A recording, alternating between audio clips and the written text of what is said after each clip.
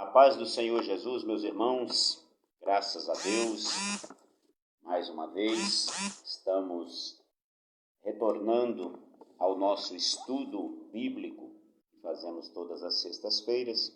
Como os irmãos sabem, eu estive viajando e durante 2 semanas nós estivemos ausentes, mas graças a Deus estamos aqui de volta para estudar a nossa lição da Escola Bíblica Dominical. Nós vamos nesse instante fazer uma oração, agradecendo a Deus pela vida, pela salvação, por todas as bênçãos que Ele tem nos concedido. Nesta oração, eu peço oração pelo Adiel, que é filho de um casal de amigos nossos lá de Osasco. Ele está internado com esta Covid-19 e a situação dele é grave, mas não para o nosso Deus. Nós cremos no Deus do impossível, que pode curar todo e qualquer tipo de enfermidade, se assim for a sua vontade. Então eu peço aos irmãos que apresentem este moço a Deus. O nome dele é Adiel. E para que o Senhor cure esta enfermidade, não somente ele, mas também todos aqueles que estão doentes nesse momento. Vamos orar ao Senhor. Querido Deus, amado Pai, Senhor das nossas vidas, nós estamos aqui mais uma vez em Tua presença, reunidos em Teu nome para estudar a Tua palavra, para louvar ao Teu santo nome. Pai, mais uma vez eu intercedo pela vida do Adiel. Põe as Tuas mãos sobre ele, Senhor, sare esta enfermidade, não permita, Senhor, que fique nenhuma sequela. Tu és, Senhor, o Deus do impossível, Deus de milagres. Meu Deus, abençoe também todos os demais que estão internados neste momento. O Senhor é o dono da vida, é o Senhor que dá a vida e a tira. Portanto, meu Deus, nós colocamos em Tuas mãos. Abençoe, meu Deus, esta aula nesta noite. Dirija, Senhor, este trabalho. Eu peço que o Espírito Santo fale por mim neste momento. Abençoe todos os irmãos em todos os lugares que nos acompanham neste momento, que possam ser abençoados, meu Senhor, através desta aula. Assim eu oro agradecido em nome do Senhor Jesus. Nós vamos cantar o hino de número 432 da nossa harpa, consagrado ao Senhor. Comigo está a minha esposa Márcia, que vai louvar ao Senhor juntamente conosco. Saúdo a todos com a paz do Senhor. É uma alegria muito grande estarmos de volta. Desde já quero agradecer a oração dos irmãos pela nossa viagem. Graças a Deus, fomos e voltamos em paz debaixo da proteção do nosso Deus. Vamos louvar a Deus nesta noite com o hino de número 432.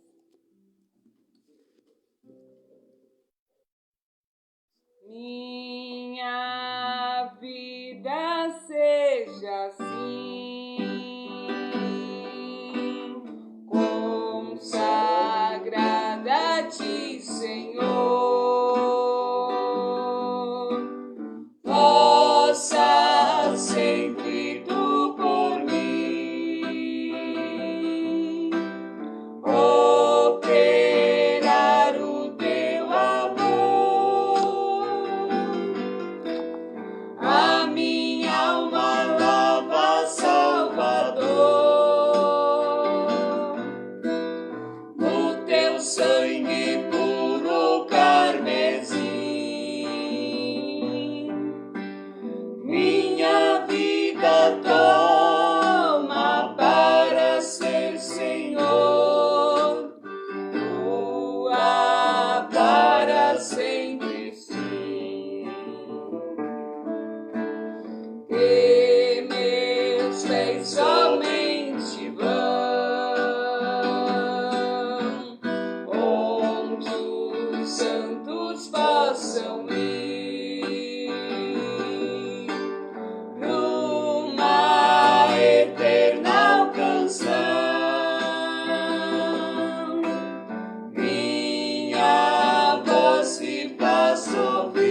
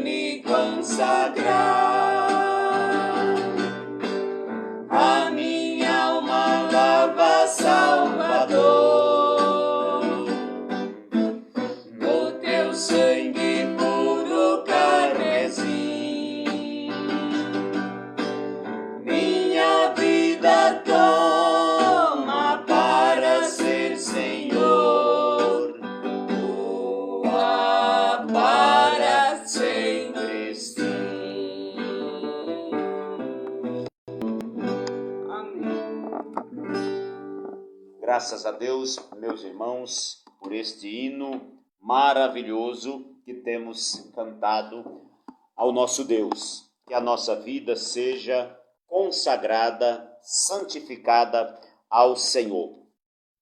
Nós vamos hoje estudar a lição de número 6 da nossa Escola Bíblica Dominical, que tem como título Santificação, comprometidos com a ética do Espírito. No texto áureo nós temos a seguinte, Hebreus capítulo 12, versículo 14, nos diz assim a palavra de Deus: Segui a paz com todos e a santificação, sem a qual ninguém verá o Senhor. Verdade prática, santificação é a especialidade do Espírito Santo. Ela é instantânea e ao mesmo tempo progressiva, pois acompanha o crescimento espiritual do crente. A nossa leitura bíblica em classe está na primeira epístola do apóstolo Pedro, capítulo de número 1, versículos 13 ao 23. Primeira epístola de Pedro, capítulo 1, versículo 13 ao 23. Os irmãos que quiserem acompanhar aí nas suas casas, é importante acompanhar o texto da leitura bíblica. Até porque os irmãos, a maioria ainda não dispõe da revista, em virtude da pandemia, nós não estamos realizando as aulas presenciais, então não foi possível ainda adquirir as nossas revistas. Então, como boa parte dos irmãos não dispõe da revista, do texto, é importante ler em sua Bíblia, primeira epístola de Pedro, capítulo 1, versículos 13 ao 23. Diz assim a palavra de Deus: Portanto, cingindo os lombos do vosso entendimento, sede sóbrios e esperai inteiramente na graça que se vos ofereceu na revelação de Jesus Cristo. 14. Como filhos obedientes, não vos conformando com as concupiscências que antes havia em vossa ignorância. Mas, como é santo aquele que vos chamou, sede vós também santos em toda a vossa maneira de viver. Porquanto escrito está: sede santos, porque eu sou santo. E se invocais por Pai aquele que sem acepção de pessoas julga segundo a obra de cada um, andai em temor durante o tempo da vossa peregrinação. Sabendo que não foi com coisas corruptíveis, como prata ou ouro, que fostes resgatados da vossa vã maneira de viver, e por tradição recebeste dos vossos pais. Mas com o precioso sangue de Cristo, como de um cordeiro imaculado e incontaminado, o qual, na verdade, em outro tempo, foi conhecido ainda antes da fundação do mundo, mas manifestado nesses últimos tempos por amor de vós. Por ele credes em Deus, que o ressuscitou dos mortos, e lhe deu glória, para que a vossa fé e esperança estivessem em Deus. Purificando a vossa alma na obediência à verdade, para caridade fraternal não fingida, amai-vos ardentemente uns aos outros com um coração puro. Sendo de novo gerados, não de semente corruptível, mas da incorruptível, pela palavra de Deus, viva e que permanece para sempre. Graças a Deus, meus irmãos, por este texto maravilhoso. Irmãos, nós tivemos ausência de 3 lições durante esse período em que eu estive ausente. Nós tivemos a lição de número 2, que trata do batismo com o Espírito Santo. Nós não tivemos como transmitir esta lição. Também nós tivemos a lição que trata acerca do fruto do Espírito Santo. E a lição de domingo passado, vou verificar aqui somente a lista para passar a informação correta para os irmãos. A lição de número 3, o batismo no Espírito Santo, a atualidade dos dons espirituais, por isso que nós somos pentecostais, porque nós cremos na experiência do dia de Pentecostes também para os dias de hoje. E a lição passada que nós estudamos o fruto do Espírito Santo, o eu crucificado. Os irmãos que puderem estudar essas lições, é possível encontrar na internet, no site estudantesdabiblia.com.br. Lá vocês têm todas as lições. Toda semana o evangelista coloca aqui a lição para os irmãos. E isso é importante para a gente entender o texto bíblico. Deixa eu ver só o nome do evangelista que transmite essas lições, que é importante para nós. Evangelista Luiz Oliveira, ele é da Assembleia de Deus Ministério do Belém, lá em Campinas, e ele transmite todas as semanas o estudo da palavra do Senhor. O texto tem um vídeo e tem também as suas anotações. É muito importante. Então, domingo passado nós estudamos sobre o fruto do Espírito Santo. Nós vimos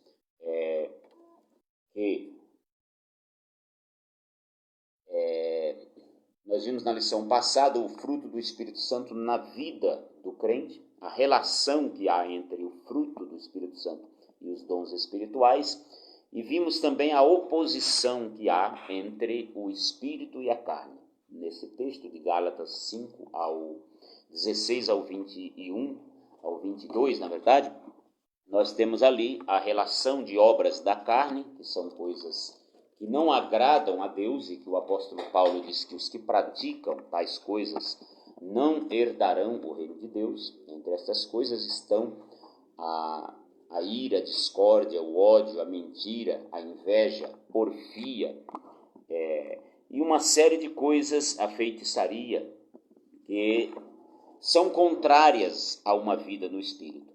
Mas há também o fruto do Espírito Santo no singular, com 9 virtudes: o amor, a alegria, a paz, longanimidade, benignidade, mansidão, fé e temperança ou domínio próprio. Então, estas virtudes são características de alguém regenerado, de alguém que anda no Espírito. E na lição de hoje nós vamos estudar sobre um assunto importante, que é a santificação. Comprometidos com a ética do Espírito. Nesta lição, nós vamos estudar sobre a santificação no Antigo Testamento e também no Novo Testamento. Nosso comentarista, o pastor Ezequias Soares da Silva, ele apresenta na lição os termos hebraicos e gregos para a santificação. Ele é um professor de hebraico e de grego, de teologia, especializado nestas áreas, na língua grega e hebraica. Então, nós vamos estudar como era a santificação no Antigo Testamento, também no Novo Testamento, e por último nós vamos ver a aplicação da santificação na vida do crente. Temos muitas coisas importantes para tratar nesta lição. Quando nós falamos de santificação, meus irmãos, nós precisamos ter em mente o seguinte: somente Deus é santo em si mesmo, na sua essência e na sua natureza. Sempre que nós nos referimos a Deus, nós precisamos lembrar que estamos tratando de um Deus, ou do único Deus, que é santo. Deus, irmãos, ele não pode se envolver de forma alguma com a mentira, com o pecado. Quando a Bíblia fala de Deus, fala do Deus da verdade.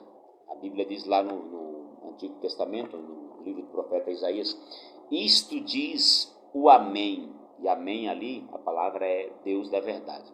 Então Deus, ele é a verdade absoluta. Ele não apenas fala a verdade, ele é a verdade. Jesus disse: eu sou o caminho, a verdade e a vida. Ninguém vem ao Pai senão por mim.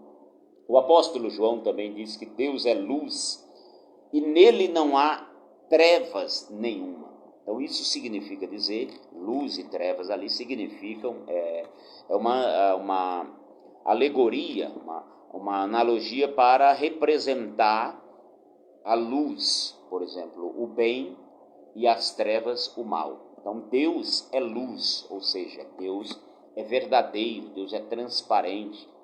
e nele não há nenhuma espécie de trevas ou de pecado. Deus não pode compactuar com o pecado.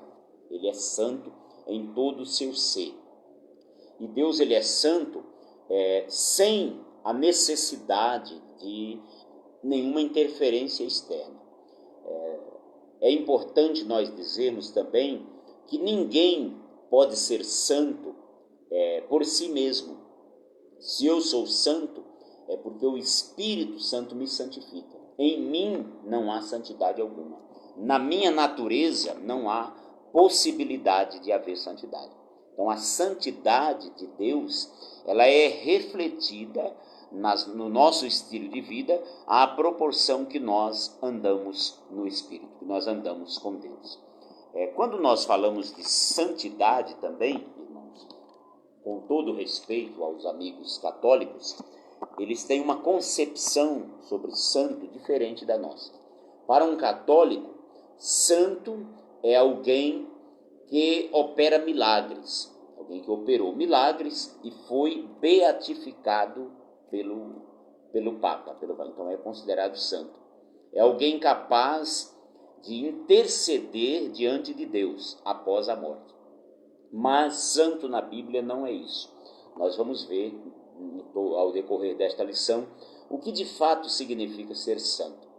Porque ser santo é uma coisa tão importante que é uma exigência de Deus, tanto no Antigo quanto no Novo Testamento. Lá em Levítico, capítulo 20, versículo 7, Deus fala para o povo de Israel: sede santos, porque eu sou santo. E o apóstolo Pedro faz a citação desse texto na sua epístola, conforme nós vimos no nosso texto áureo, dizendo: portanto, sede como é santo aquele que vos chamou, sede vós também santos em toda a vossa maneira de viver. Então, o ponto 1 da nossa lição fala sobre a santificação no Antigo Testamento.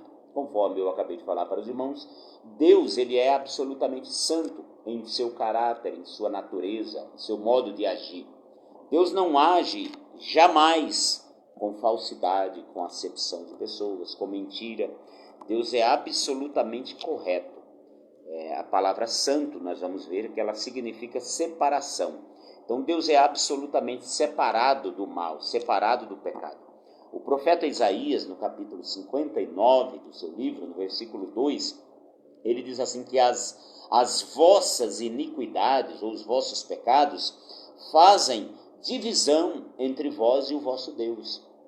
O pecado, ele forma uma parede de separação entre nós e Deus, porque Deus é santo e ele não pode conviver com o pecado. Deus não se mistura de forma alguma com o mal, e por isso ele exige santidade do seu povo, conforme eu citei Levítico capítulo 20, versículo 7, diz assim: sede santos, porque eu também sou santo. E no Antigo Testamento nós encontramos 3 palavras que significam ser santo: santificação, consagração e purificação. Estas 3 palavras indicam uma separação de tudo que é impuro. A primeira palavra é santificação. A santificação, ela é a separação de tudo que é impuro, de tudo que é mal, de tudo que é profano, para pertencer exclusivamente a Deus ou ao seu serviço. Em todo o Antigo Testamento nós vamos encontrar Deus separando o seu povo das nações idólatras. Quando Deus chamou Abraão, ele disse: saia da sua terra, do meio dos seus parentes, e vá para uma terra que eu vou te mostrar. E a Bíblia diz que Abraão creu no Senhor, e ele saiu sem saber para onde ia. Porém, inicialmente ele levou também o seu sobrinho Ló. E Deus permitiu que houvesse ali uma discórdia entre os empregados de Abraão e os empregados de Ló, de forma que eles tiveram que se separar. Porque Deus, ele exige separação. Deus não quer que o seu povo seja misturado com o pecado, com as nações idólatras, com os cultos idólatras. Então Deus formou a nação de Israel E a exigência de Deus é que eles deveriam exterminar aquelas nações, que eram nações cruéis, pecaminosas, que iriam, inevitavelmente, corromper a fé de Israel. E Israel não obedeceu totalmente a Deus, Israel deixou alguns estrangeiros no meio deles, e estes estrangeiros trouxeram coisas estranhas, trouxeram a idolatria, e muitos reis, inclusive, acabaram cedendo à idolatria. O rei Salomão, por exemplo, ele casou-se com mulheres estrangeiras, e na sua velhice, estas mulheres lhe perverteram o coração, levando-o a permitir a idolatria. Então, Deus também, ele exige que os objetos e as pessoas que forem cultuar a Deus, elas sejam separadas das coisas imundas. A arca da aliança de Deus, por exemplo, ela ficava no lugar santíssimo, e quem tocasse nessa arca morreria, porque ela representava a presença de Deus, a santidade de Deus. Somente o sumo sacerdote ele poderia adentrar ao lugar santíssimo e tocar na arca da aliança. Mas antes de fazer isso, ele precisava passar por um ritual de purificação, porque se ele estivesse em pecado, ele seria fulminado imediatamente. Por isso que profanar as coisas de Deus é, na verdade, considerá-las comum, não lhes dando o devido valor. Nos dias de Davi, por exemplo, um homem, ele foi levar a arca da aliança do Senhor num carro de bois. E essa arca tombou para um lado, ele foi pegar e quando tocou, morreu imediatamente. Porque estava tudo errado. Primeiro, a arca não deveria ser levada em carros de bois. Segundo, não deveria ser levado por pessoas comuns. Existia uma ordem que somente os sacerdotes poderiam levar a arca. Não era qualquer pessoa que poderia levar.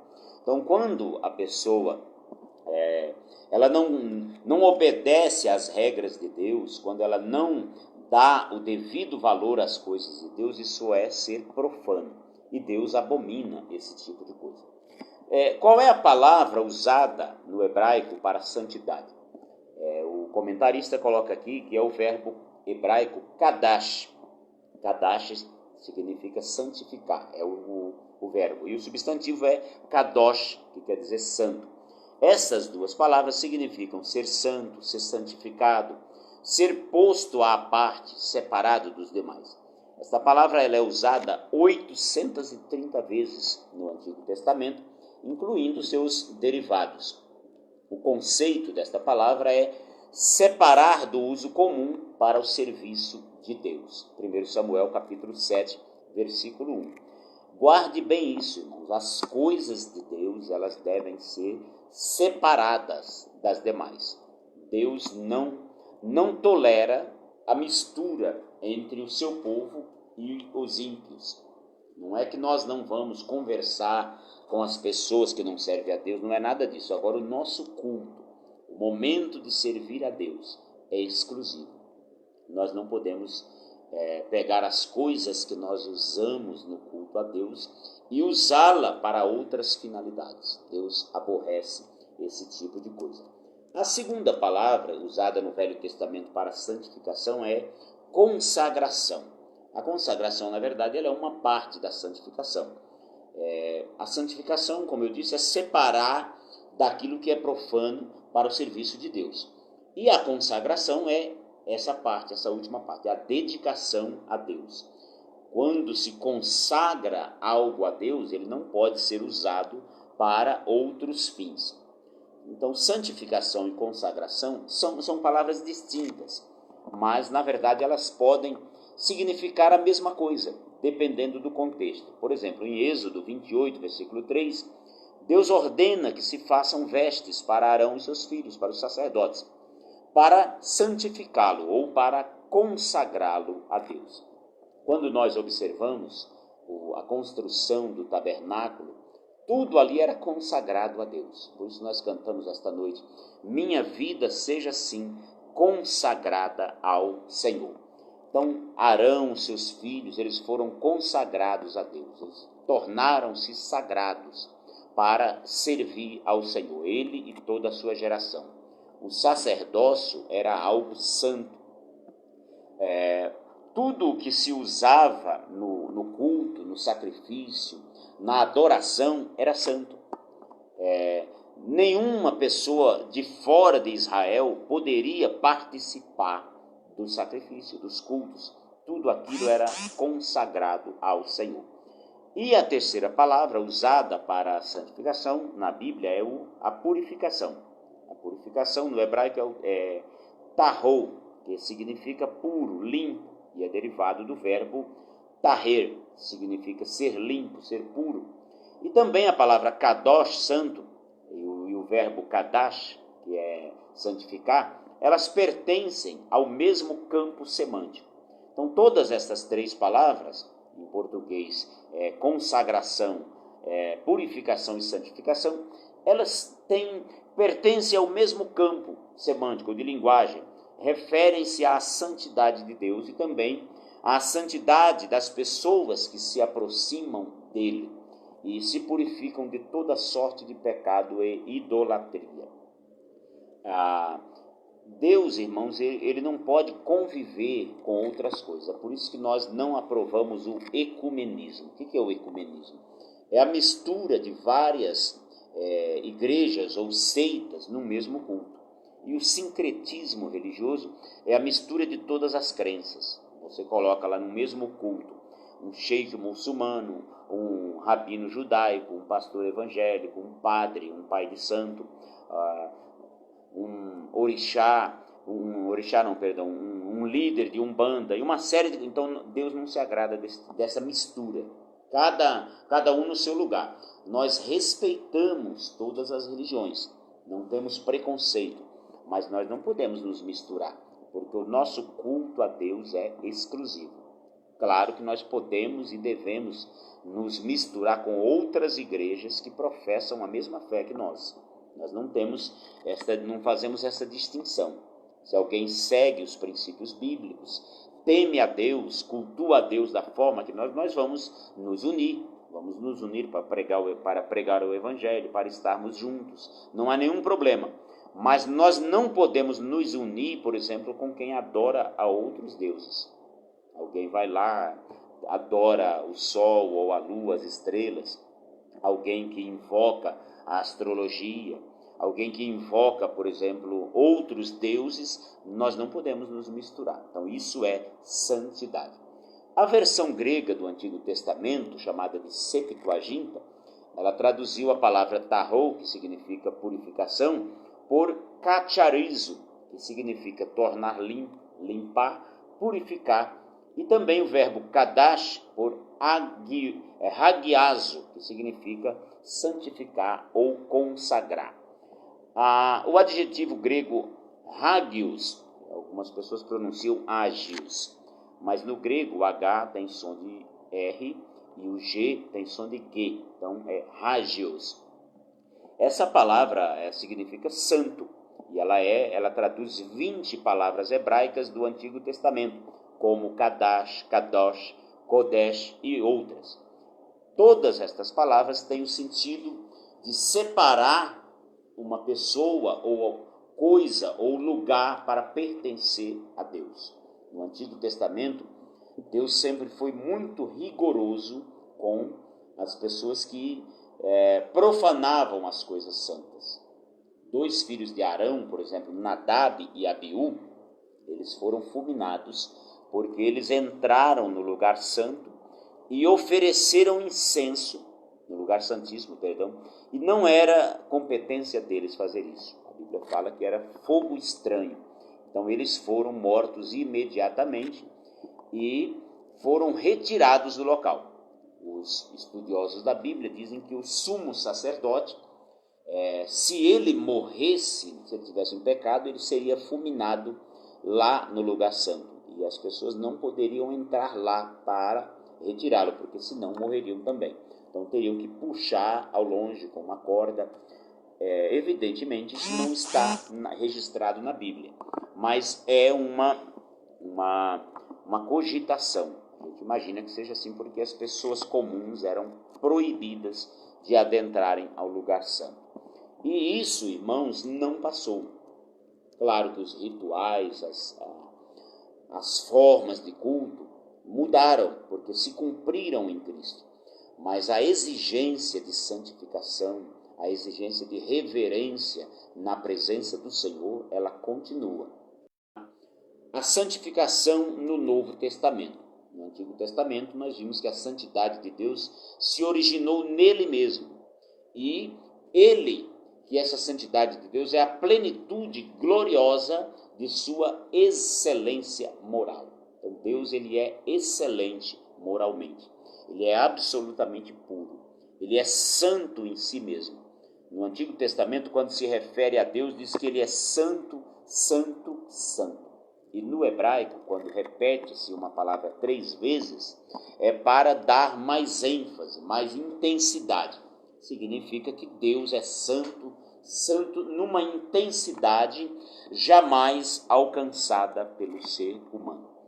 Diferente do que acontecia no Velho Testamento, no Novo Testamento nós não temos o conceito de consagração e pureza no sentido ritual. Também não temos lugares e objetos sagrados. No cristianismo não há peregrinação a lugares santos, como há, por exemplo, em outras religiões, que precisam ir a Meca uma vez por ano, outras precisam ir a outros lugares onde há imagens. No cristianismo não existe isso. O que há no Novo Testamento é a exigência de santificação como uma condição indispensável para se ver a Deus. A Bíblia diz assim, no nosso texto áureo, nós vimos que sem a santificação ninguém verá o Senhor. A santificação, irmãos, ela é uma obra da Trindade, do Pai, do Filho e do Espírito Santo. Nós, cristãos, nós cremos em um único Deus, eu já expliquei isso para os irmãos em outras lições, em um único Deus, eternamente subsistente em 3 pessoas, o Pai, o Filho e o Espírito Santo. Estes 3 são um único Deus, são iguais em substância, iguais em poder, em majestade e em atributos.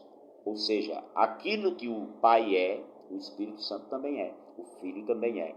Não existe essa de o Filho ser inferior ao Pai ou inferior ao Espírito Santo. Não existe também a hipótese do Filho fazer alguma coisa e o Pai não saber ou não concordar. Não existe isso. Eles têm entre si uma concordância absoluta, uma união tão profunda que eles não podem se separar. Nós vimos na primeira lição a união entre o Pai, o Filho e o Espírito Santo. Onde um está, os outros 2 também estão. Então, o Espírito Santo, o Pai e o Filho, eles atuam juntos na obra da redenção, na obra da salvação. E a santificação, ela é um dos 3 aspectos da salvação. Quais são os aspectos da salvação? É a justificação, a regeneração e a santificação. Estes 3 aspectos são realizados no Espírito Santo. A santificação, qual é a natureza da santificação? No Novo Testamento, ela é operada pelo Espírito Santo no interior do homem.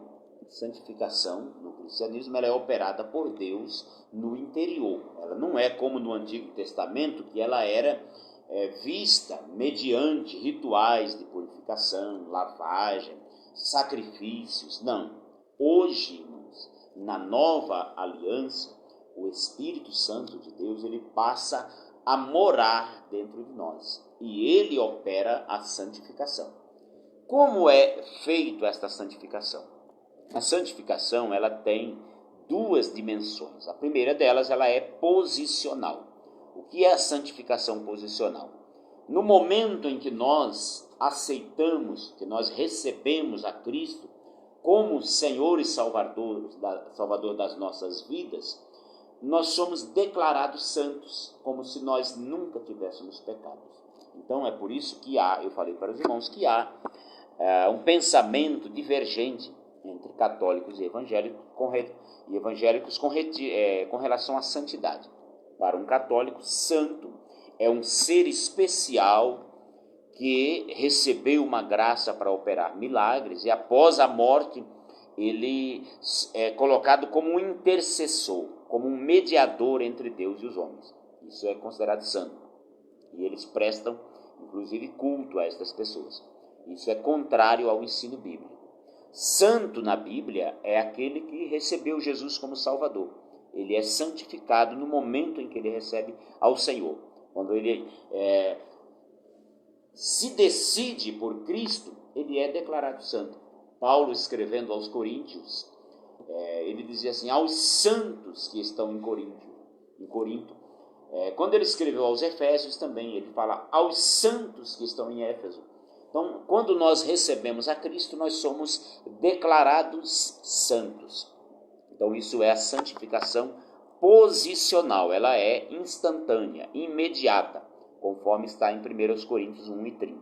Mas há também uma outra dimensão da santificação, que é a santificação progressiva. Esta, diferente da santificação posicional, é um processo na vida do crente. Ao longo da nossa vida, nós somos santificados por Deus à medida que nós nos entregamos a Ele. E nesse aspecto, a santificação tem a cooperação humana. Como assim? À medida que nós praticamos as disciplinas da vida cristã, a oração, a consagração a Deus, o jejum, a meditação nas Escrituras, então nós vamos sendo santificados por Deus, mediante a comunhão com Ele. Então isso é a santificação progressiva. Ao longo da vida cristã, nós vamos crescendo em santidade. Nós precisamos, irmãos, hoje, ser mais santos do que fomos ontem. E amanhã precisamos ser mais santos do que fomos hoje, até a volta do Senhor. É nesse aspecto que nós temos a santificação progressiva, o crescimento espiritual, a aproximação de Deus a cada dia. A santificação, ela é uma necessidade, não é uma opção. Se você quiser ser santo, você não. É uma necessidade. Como eu disse, a Epístola aos Hebreus diz que sem ela ninguém verá o Senhor. Os dons espirituais, irmãos, conforme nós vimos em lições anteriores, são capacitações sobrenaturais para fazermos a obra de Deus. Nós somos revestidos de poder, o Senhor nos capacita com dons para nós fazermos a sua obra. Mas isso não é para a nossa salvação, isso é para quem já é salvo. Os discípulos, quando eles foram cheios do Espírito Santo no dia de Pentecoste, eles já eram salvos. Jesus, quando ressuscitou, soprou sobre eles e disse, recebei o Espírito Santo. Em outra ocasião, eles expulsaram demônios e voltaram alegres para Jesus, porque os espíritos imundos teriam obedecido às suas ordens. Mas Jesus disse para eles, alegrai-vos, não porque os espíritos malignos se submetem a vocês, mas alegrem-se porque o vosso nome está escrito no livro da vida. Ou seja, eles já eram salvos, mas foram revestidos de poder. Então, os dons espirituais, o revestimento de poder, quando nós recebemos o batismo no Espírito Santo, ele não é para a salvação, ele é para quem já é salvo. Agora, a santificação, irmãos, ela faz parte da nossa salvação, é uma necessidade. Não há a possibilidade de alguém ser salvo sem santificação. Sem santificação, ninguém verá o Senhor. Então, é uma necessidade. Quando nós recebemos a Cristo como Salvador, nós passamos pelo primeiro aspecto da salvação, que é a justificação. O que é a justificação? É Cristo rasgar a sentença de morte que havia sobre nós. Quando nós vivíamos lá no mundo, Paulo diz que nós estávamos mortos em nossas ofensas e pecados. Nós éramos considerados inimigos de Deus, bastardos e não filhos. Há um equívoco de algumas pessoas que dizem que todos são filhos de Deus, mas isso não é verdade. Filhos de Deus são somente os que creem no nome de Jesus. João, o evangelista, ele deixa claro bem isso. Ele diz assim: veio para o que era seu, mas os seus não o receberam. Mas a todos quantos o receberam, deu-lhes o poder de serem feitos filhos de Deus, aos que creem no seu nome. Então, filho de Deus é somente quem crê no Senhor Jesus. Então, conforme nós entregamos a nossa vida a Cristo, naquele momento, o Senhor nos declara justos, como se nós nunca tivéssemos pecado. Nós tínhamos uma condenação, porque a Bíblia, o Senhor Deus disse a Adão lá no início: no dia em que vocês pecarem, vocês morrerão. E ali era morte, imediatamente a morte espiritual. Quando o homem pecou, ele foi imediatamente afastado de Deus. Foi rompida a comunhão do homem com Deus imediatamente, porque Deus é santo e não pode conviver com o pecado. Mas quando Cristo veio e padeceu por nós, ele pagou o preço da nossa redenção, e ele chama agora a todos: vinde a mim os que estáis cansados e oprimidos, e eu vos aliviarei. Então, quem der ouvidos à sua voz e for a ele, então é justificado. Paulo diz assim aos Romanos: justificados, pois, pela fé, temos paz com Deus por nosso Senhor Jesus Cristo. Então, o processo de justificação é a absolvição dos pecados cometidos. É como se um criminoso chegasse na justiça com uma sentença condenatória e lá o juiz pegasse essa sentença, rasgasse e dissesse: você está livre, você está absolvido dos seus crimes. A partir de hoje você não precisa pagar mais pelos seus crimes. Aí vem o segundo processo na salvação, que é a regeneração. A regeneração, irmãos, é o novo nascimento. É como se Deus nos criasse novamente. Nós fomos criados inicialmente em Adão. Herdamos a velha natureza. Quando somos regenerados, Deus forma em nós uma nova natureza. E aí a Bíblia diz assim: se alguém está em Cristo, nova criatura é. As coisas velhas já passaram, eis que tudo se fez novo. Então o Espírito Santo, ele opera em nós a regeneração. Ele nos capacita para vivermos uma nova vida segundo Cristo. Nós somos regenerados. Os répteis, eles têm a capacidade de regeneração. O que é a regeneração dos répteis? Por exemplo, se você quebra a cauda de um réptil, o seu corpo tem a capacidade de recuperar. Nasce novamente, cresce novamente. É diferente do ser humano.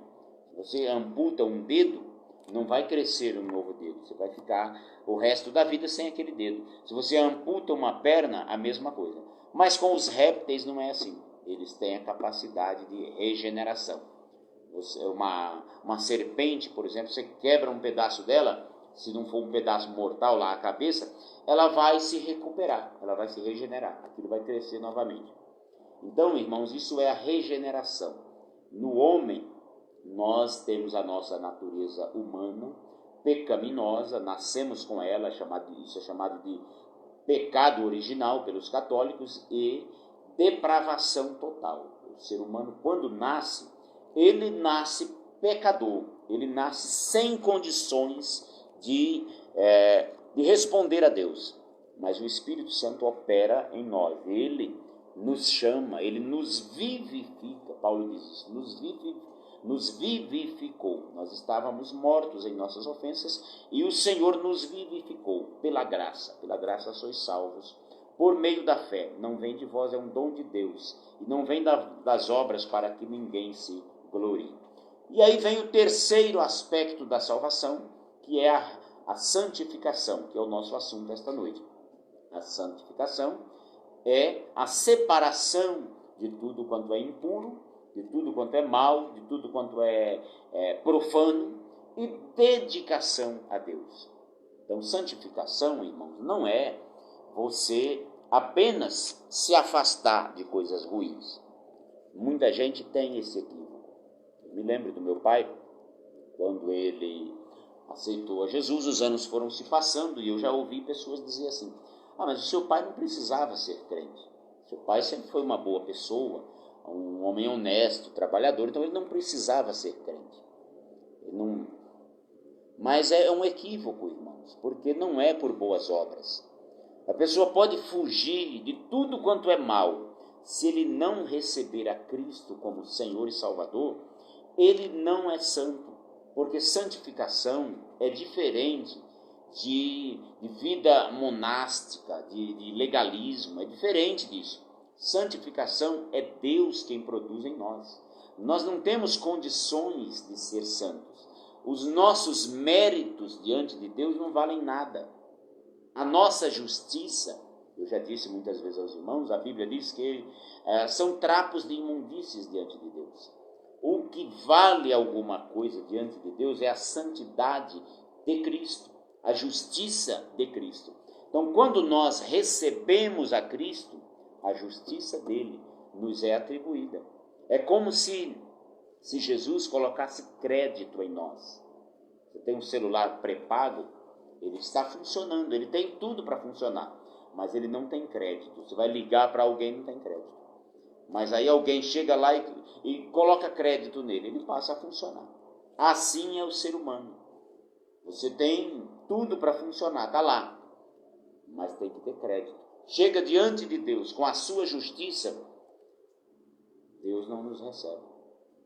Mas se Jesus chega lá como nosso intercessor, como nosso advogado, como nosso paráclito, conforme nós já vimos em outras lições, aí Deus recebe Jesus.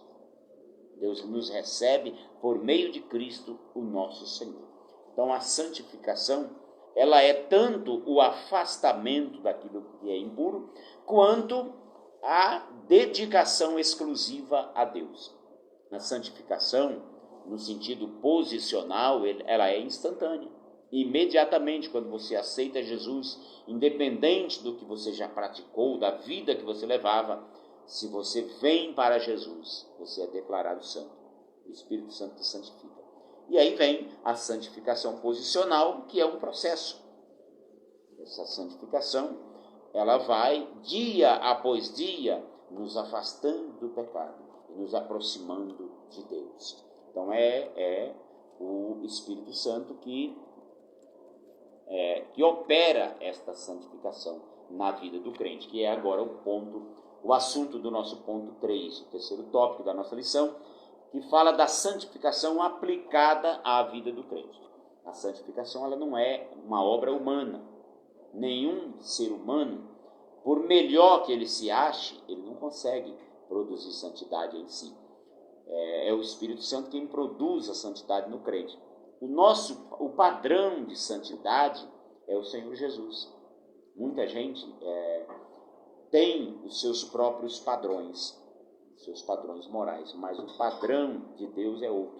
O padrão de santidade de Deus é elevadíssimo, que nenhum ser humano consegue alcançar por si mesmo. Nenhum. Você pode olhar para você mesmo, se achar a melhor pessoa do mundo, mas diante de Deus o seu padrão está muito baixo ainda. Você não consegue alcançar. Então você só é santo por Deus, pelo Espírito Santo de Deus. É Ele que santifica. Você sozinho não consegue. O Espírito Santo, ele nos molda, nos tornando parecidos com Cristo. É Ele que faz, é Ele que opera em nós a obra da salvação. A igreja, irmãos, ela é a comunidade de Jesus. A nação de Israel era considerado o povo de Deus na terra.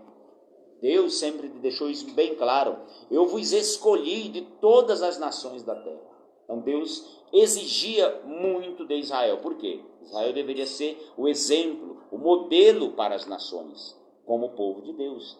Se Israel falhasse, o nome de Deus seria blasfemado. Então Israel é o povo de Deus. E a igreja, hoje, a igreja é o povo de Deus. Israel era uma propriedade particular de Deus. E a igreja de Deus também é considerada coluna e firmeza da verdade. 1 Timóteo 3:15. A Bíblia também chama a igreja de reis e sacerdotes de Deus. Apocalipse 1:6. Pedro também chama a igreja de geração eleita, sacerdócio real, nação santa, povo adquirido. 1 Pedro 1:9. Então, sendo assim, da mesma forma que Deus exigiu santidade, um padrão altíssimo do povo de Israel, ele também exige que a sua igreja seja santa. Nós somos, irmãos, a igreja do Deus vivo. Nós não podemos andar de qualquer maneira. Nós temos um compromisso com Deus. Precisamos andar em santidade. E santidade, irmãos, não é apenas à vista. Santidade é principalmente onde ninguém não nos conhece. Eu me lembro de uma história que eu ouvi uma vez, em que um certo cidadão, que era pastor, viajou para outro estado, saiu daqui do estado de São Paulo e viajou para outro estado. E chegando lá, ele foi tentado a entrar num bar. E o diabo colocou no coração dele o seguinte: aqui ninguém te conhece. E ele pensou, ninguém me conhece aqui, e falou para o dono do bar: coloca bebida tal para mim aí. Foi tentado a tomar uma bebida. E o dono do bar olhou para ele e colocou. Ele tomou, e quando foi pagar, o dono do bar falou assim: não, de pastor eu não cobro não. E ele tomou aquele susto e disse: mas de onde o senhor me conhece? Eu nunca estive aqui antes. E ele disse: o senhor não é o pastor da cidade tal, no estado de São Paulo? Ele falou: sim, mas como que o senhor sabe disso? Ele falou: aqui tem uma irmã minha que congrega lá na sua igreja. Eu estive lá uma vez. Então, irmãos, não adianta querer esconder. Tanto o ser humano, muitas pessoas podem estar nos vendo, como Deus nos vê profundamente. Deus nos conhece mais do que nós mesmos. Deus sonda o nosso coração. Deus entende os nossos pensamentos. Então é muito importante a gente ter em mente isso. Nós estamos sendo vigiados o tempo todo. Nós não precisamos agradar a homens. Nós procuramos agradar a Deus. Ele está vendo tudo. Mas nós precisamos também zelar pela reputação. Porque o nome de Cristo pode ser glorificado ou blasfemado através da nossa vida. Se você for um crente que anda direito, que anda de acordo com os princípios da palavra de Deus, as pessoas lá de fora vão testificar, dizer que você realmente é crente. Mas se você for aquele crente com duas caras, que na igreja é uma pessoa e fora da igreja é outra, as pessoas também vão ver. E vão dizer: o crente, aquele crente ali é um hipócrita. Ele fala uma coisa, mas faz outra. Então é importante nós termos isso em mente. Uma vida santificada. Nós somos santificados de 3 formas. O escritor mostra aí na lição 3 formas em que nós somos santificados. Primeiro, pela palavra de Deus. João 17:17, o Senhor Jesus orando pelos seus discípulos, ele disse: santifica-os na verdade. A tua palavra é a verdade. Então a palavra de Deus é a verdade. E conforme nós lemos e meditamos nas Escrituras, crendo nela como palavra de Deus, nós somos confrontados na nossa velha natureza. A palavra de Deus nos mostra: nisso e nisso você está errado. E uma vez confrontados, nós somos orientados a ter o caráter de Cristo, a seguir as pisadas do Mestre, a andar como ele andou. E o Espírito Santo, ele também nos santifica, operando em nós transformação e nos aproximando de Deus. O Espírito Santo fala dentro de nós, irmãos, por onde nós devemos andar. Não existe nenhum crente que pratique coisa errada, que não sinta o toque do Espírito Santo, a não ser que ele já tenha se apostatado da fé. Porque não existe nenhum cristão sem o Espírito Santo. Paulo diz que se alguém não tem o Espírito de Cristo, esse tal não é dele. Então, quando o Espírito Santo se retira de uma pessoa, ele não pertence mais a Cristo. Ele já se apostatou da fé. Mas enquanto o Espírito Santo está na vida da pessoa, o Espírito Santo orienta. A pessoa pode até pecar, pode até errar, mas não sem ser repreendido. O Espírito Santo vai se entristecer e vai falar no coração da pessoa: isso que você fez é mal, isso aqui está errado. e vai levá-lo ao arrependimento. O Espírito Santo nos conduz ao arrependimento. O Espírito Santo nos mostra o caminho a seguir, nos mostra aquilo que nós devemos abandonar. Então, de três formas. Primeiro, pela palavra. Segundo, pelo Espírito Santo. Mas nós somos santificados também pelo sangue de Cristo. O autor da Epístola aos Hebreus, diz que o sangue de Cristo nos santifica. Em que sentido? A morte de Cristo pagou o preço da nossa salvação e aplaca a ira de Deus, trazendo-nos paz com Deus. Então é por isso que o sangue de Cristo nos santifica. É a santificação posicional, quando nós recebemos a Cristo. Com o sangue de Cristo nós fomos santificados. Nós hoje não precisamos mais do sangue de animais para nos purificar. É o sangue de Cristo que nos purifica de todo pecado. O caráter de Cristo, irmãos, não combina com ódio, com inveja, com discórdias, com brigas, mentiras, palavrões, violência, falsidade, avareza e coisas desse tipo. A santificação nos torna parecidos com Cristo. Se alguém ainda pratica essas coisas que eu falei, ele ainda não foi santificado. Ele necessita urgente de santificação. Então, irmãos, a santidade, ela é uma exigência de Deus. Então, o Espírito Santo, ele nos santifica. O Espírito Santo nos leva a parecermos com Cristo. Isso é santificação. Muito bem. Continuando aqui no nosso terceiro e último tópico, agora nos fala da ética, conforme nós vimos no título do texto, santificação, a ética do Espírito. O que é ética? A palavra ética vem do termo grego etios, que significa hábito ou costume. A ética ela é definida pela filosofia como sendo um conjunto de valores morais que estabelecem as diretrizes ou padrão que regulamentam a vida da humanidade na sociedade. Porém, existem mais de um tipo de ética. Existem pelo menos 3 categorias de ética com as suas respectivas subcategorias. A primeira categoria da ética é a ética humanista. Esta ética tem o ser humano como o centro de tudo. E dentro desta perspectiva, tudo aquilo que trouxer, entre aspas, benefícios à sociedade deve ser aceito como correto.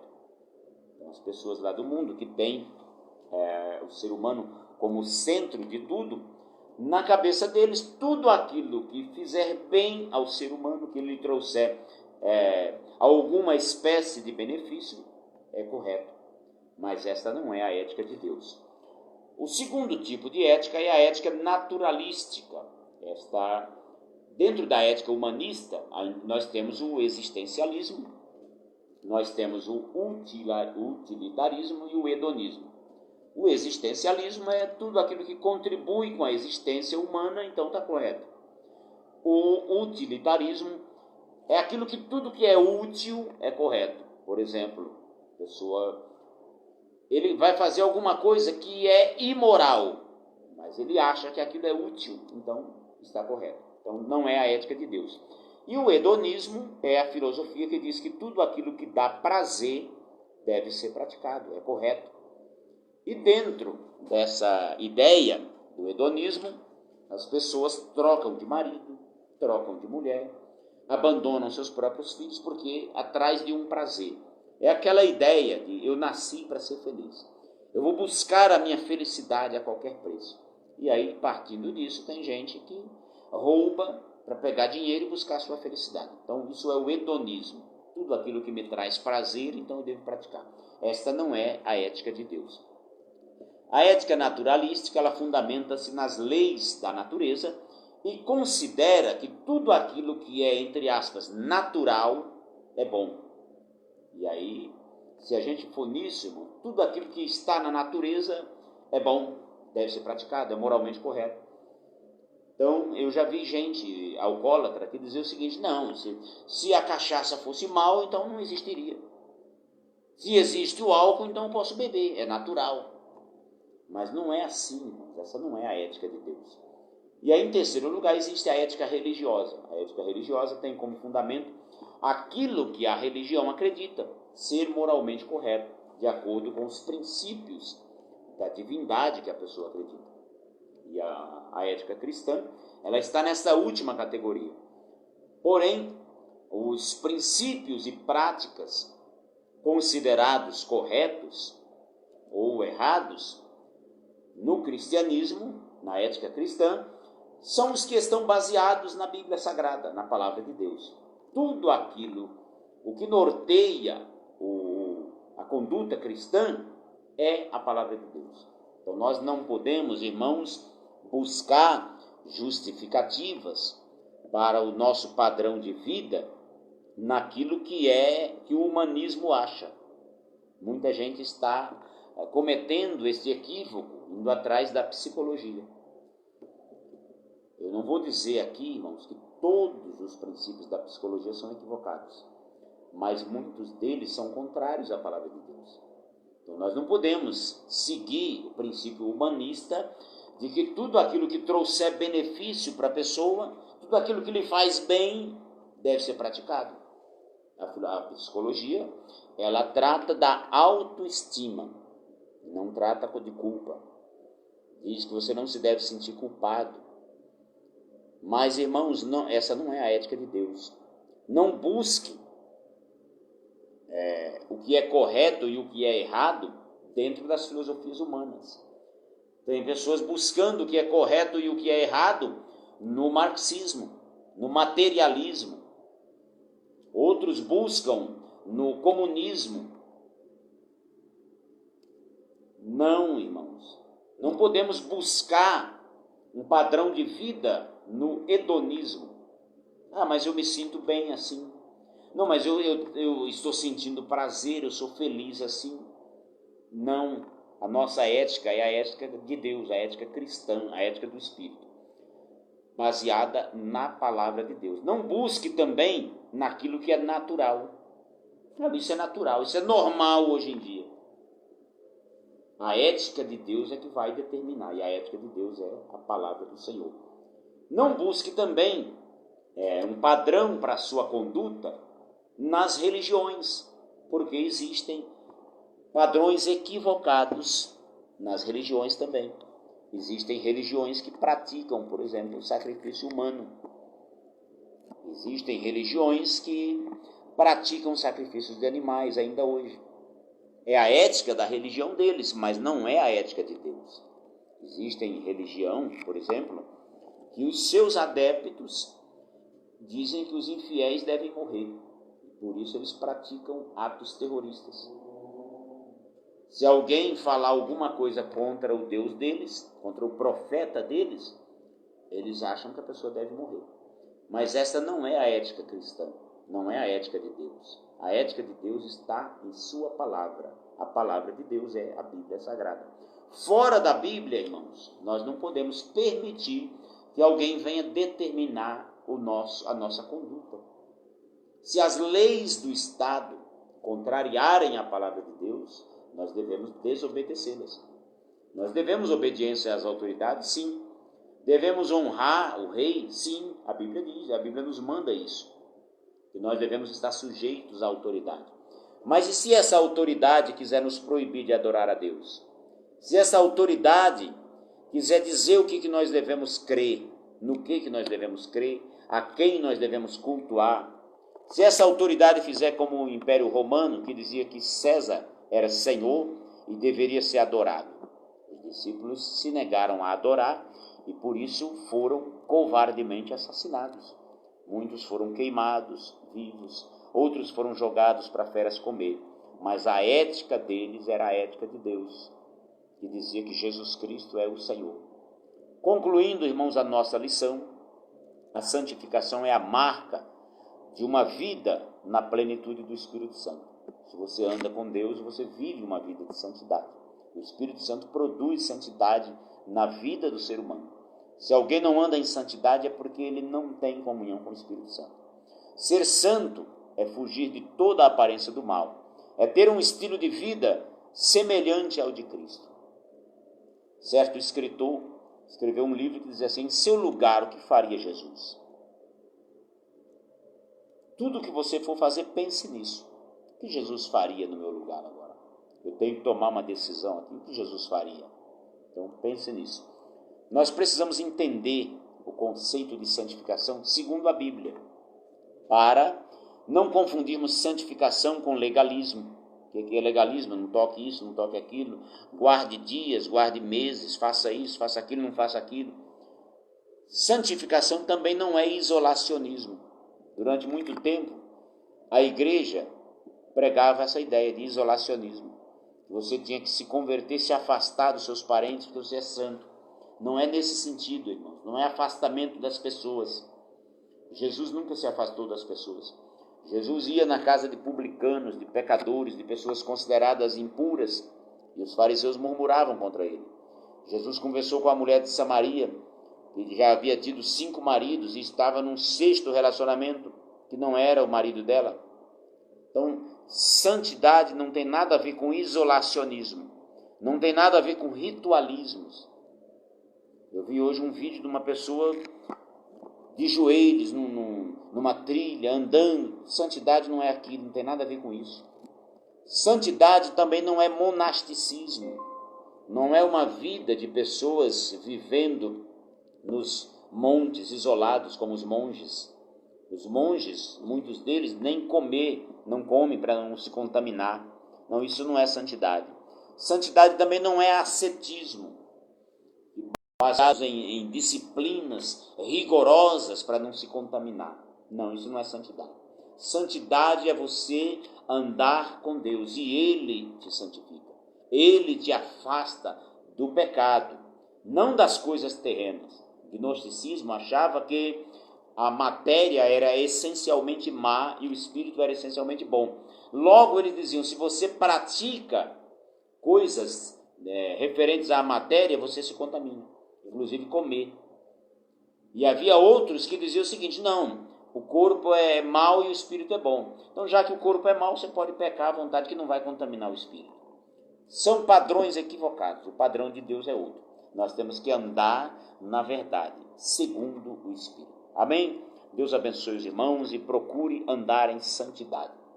Quero cumprimentar aqui a irmã Vânia Costa, a irmã Vanessa Moreira e o irmão Celso Oliveira, que estão conosco esta noite. Compartilhem, irmãos, este link para que outras pessoas possam também nos assistir. E aos irmãos que vão assistir posteriormente, Deus abençoe. Sexta-feira que vem nós estaremos de novo aqui com a transmissão do nosso estudo bíblico. Amém? Vamos orar ao Senhor, agradecendo a Ele por tudo nesta noite, em nome de Jesus. Meu Deus, meu Senhor, em nome do Senhor Jesus, eu agradeço, Senhor, por este período em que estudamos a Tua Palavra. Santifica-nos na verdade, nos afasta, Senhor, de toda a aparência do mal. Renova a cada dia a nossa mente, Senhor, segundo a Tua vontade, que nós possamos seguir o exemplo de Cristo em tudo. Dá-nos, Senhor, uma noite abençoada, um fim de semana abençoado. Abençoe, Senhor, o culto neste domingo em todas as nossas igrejas. Trabalha, Senhor, em nosso meio, fala conosco poderosamente. Cure os enfermos, salve muitas almas. Eu te agradeço, em nome de Jesus Cristo. Amém. Que a graça do nosso Senhor e Salvador Jesus Cristo, o amor de Deus, o nosso Pai, a comunhão e as consolações do Espírito Santo sejam com todo o povo de Deus, hoje e para todo sempre. Amém. Deus abençoe.